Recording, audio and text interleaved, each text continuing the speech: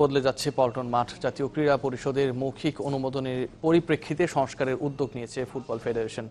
দ্বিতীয় ও তৃতীয় বিভাগের খেলাগুলো এই মাঠেই আয়োজন করতে চায় বাফুফে। অন্যান্য ফেডারেশনের সাথে সমন্বয় করেই বরাদ্দ দেওয়া হবে জানিয়েছে এএফসি।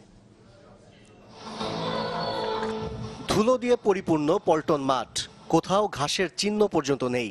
নিজেদের উদ্যোগে পানি দিয়ে মাঠকে খেলার উপযোগী করার প্রাণান্ত চেষ্টা স্থানীয়দের। সকাল বিকাল এখানেই ফুটবল, ক্রিকেট সহ বিভিন্ন খেলা নিয়ে মেতে থাকে তারা। তবে আপাতত সে বিরামহীন খেলায় ছেদ পড়েছে। জাতীয় ক্রীড়া পরিষদের কাছে বরাদ্দ চেয়ে মৌখিক অনুমতি পেয়েছে ফুটবল ফেডারেশন।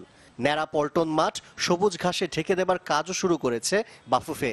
এ মাঠেই দ্বিতীয় ও তৃতীয় বিভাগ লিগ আয়োজন করতে চায় ফেডারেশন।